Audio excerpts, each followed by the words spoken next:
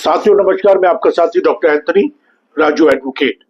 साथियों, अगर आप किसी फॉल्स, मैं यहाँ पे फॉल्स की बात कर रहा हूं, अगर आप किसी false scheduled caste scheduled tribe act के तहत आपके खिलाफ कोई एफआईआर दर्ज हो गई है तो उसके लिए कैसे अपना बचाव करें, ये उस पर मैं आज वीडियो दे रहा हूं। और आने वाले वक्त में बहुत सारी वीडियो में SC/ST एक्ट पर देने वाला हूं।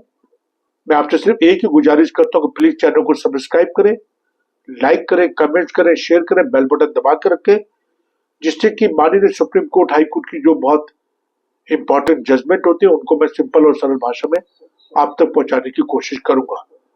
आज मैं इस वीडियो में Hitesh Verma versus state of Uttarakhand, एक सुप्रीम कोर्ट का बहुत बड़ा साइटेशन है, 2020 10 SCC 710, उसके बारे में भी मैं आपसे बात करने वाला हूं।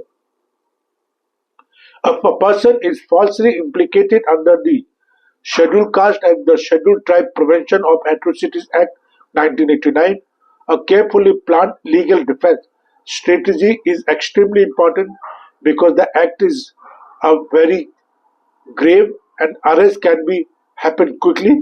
However, the courts have repeatedly held that false implication cannot be allowed to misuse the law. और एज ए क्रिमिनल एडवोकेट मैं यहाँ पे आज डिफेंस स्ट्रेटेजी में बात करने वाला हूं और उसको भी बहुत जरूरी समझना है। बेसिक इंग्रेडिएंट्स जो होते हैं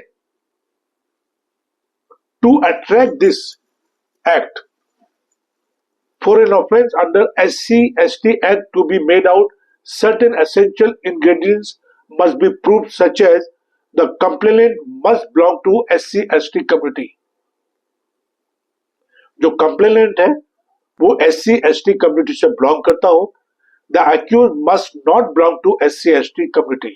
और जो accused है, जिसपे ये मुकदमा गढ़ा गया, वो SC/ST Act का ना हो। The alleged insult or intimidation must be intentional, मतलब intentionally उसने उनकी कम्युनिटी में बात करी है, गाली गलौज करा है, अब्यूज करा है, and it must be done in public view. Public view के हिसाब से इस चीज को अंजाम दिया गया हो। The intention must be to humiliate the victim because of caste. Caste के बेस पे उसको humiliate करने की इंटेंशन से उसके साथ में ये दुर्व्यवहार किया गया हो। If any of these ingredients is missing, the case can fail. The case is rejected, and the case will definitely going to be collapsed in the court.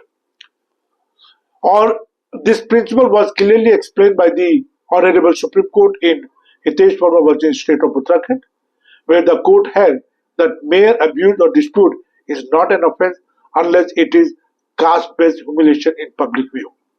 ये बड़ा इंपॉर्टेंट जजमेंट है जिसपे मैं आने वाले वक्त में एक वीडियो आपको देने वाला हूं। और अगर आप इस टाइप के गंभीर अपराध में फंस गए हैं तो एंटिसिपेटरी बेल, अगर आप अरेस्ट नहीं हुए, एक बहुत इंपॉर्टेंट पार्ट है।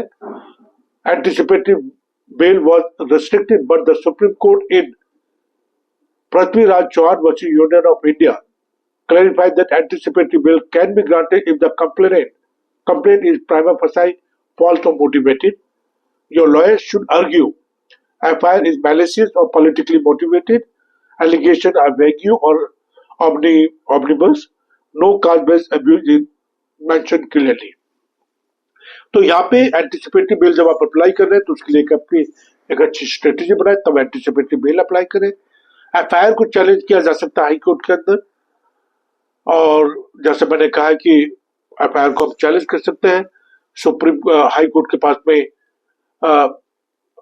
एक बहुत स्ट्रांग पावर है उनके हाथ में, CRPC 482 के तहत, BNS 528 के तहत, और जिसमें बहुत सारी चीजों को हमें मेंशन करना चाहिए कि FIR does not disclose offence under SC/ST Act, allegation is afterthought और retaliations, no public view, civil dispute given criminal colour.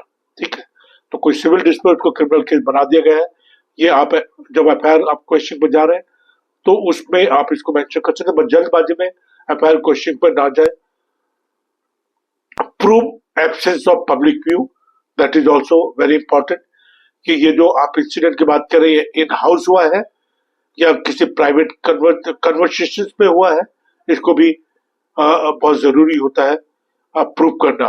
Establish motive for the false case, property dispute हो सकते हैं, पॉलिटिकली डिस्प्यूट हो सकते हैं, फैमिली डिस्प्यूट हो सकते हैं, और रिवेंज हो सकती है, दुश्मनागी हो सकती है। और इलेक्ट्रॉनिक्स जो एविडेंस है वो अपने आप में बहुत बड़ा रोल अदा करते हैं, चाहे वो सीसीटीवी फुटेज हो, कॉल रिकॉर्डिंग्स हो, व्हाट्सएप चैट्स हो, लोकेशन डाटा हो, या विटनेस टेस्टिमनी हो, ये अपने आप में बहुत बड़ा रोल अदा करते हैं। और डिले इन एफआईआर, अगर एफआईआर इज फैब्रिकेटेड, डिले है, तो ये भी एक बहुत बड़ा स्ट्रॉन्ग पॉइंट बनता है इसके अंदर। या complaint was filed after the dispute, अगर डिस्प्यूट के बाद कंप्लेंट फाइल की गई है, तो ये अपने आप में बड़ा एक स्ट्रेटेजिकली पॉइंट बनता है।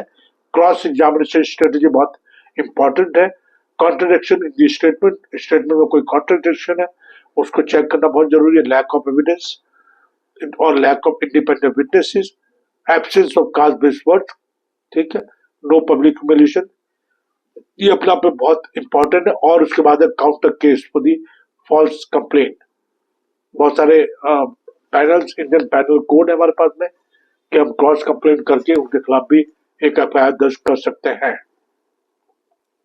और इसमें सबसे इम्पोर्टेंट चीज यही है कि साथियों, ये जो एक्ट बना था, ये जो हमारे भाई बहन होते हैं शेड्यूल कास्ट शेड्यूल ट्राइब के, उन पे जो एट्रोसिटीज होती, कास्ट बेस्ड जो एट्रोसिटी होती है, उसको उसको सजा देने के लिए ये बना था, ना कि अपने किसी पर्सनल स्कोर्स को सेटल करने के लिए। Therefore, the false cases can be challenged effectively with the proper legal strategy. एक लीगल स्ट्रेटेजी होना बहुत जरूरी है अगर आप SC एक्ट के तहत कोई काम कर रहे हैं। और मैंने जैसे कहा कि एंटिसिपेटरी बेल है, क्वेश्चनिंग है, और बहुत सारी चीजें इसमें रहती हैं। तो मैं आने वाले वक्त में बहुत इंपॉर्टेंट वीडियो देने वाला हूँ इस schedule caste and schedule tribe act के ऊपर।